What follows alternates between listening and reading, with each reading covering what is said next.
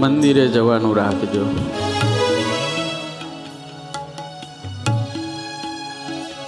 થોડુંક ભજન કરજો.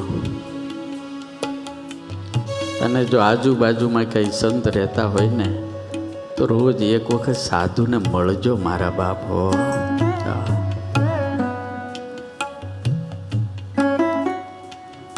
બાકી 60-70 વર્ષ થઈ જાય, કાલે જિંદગી પૂરી થઈ જાય. અને હિસાબ કરજો, હા, જિંદગીમાં શું શું કમાણા આપણે, શું કમાણા બોલો. અને જ્યારે મરશું ને આપણે, હું તમારી ભેગો, લાકડા સિવાય કાંઈ નહીં આવે. હગારે હગા તમે શું કરો, હગા બધા વળાવીને વળશે. હાચા હગા ઓલા વનના લાકડા એ ભેળા આવીને વળશે મારા બાપ. શું કરીએ આપણે હગા?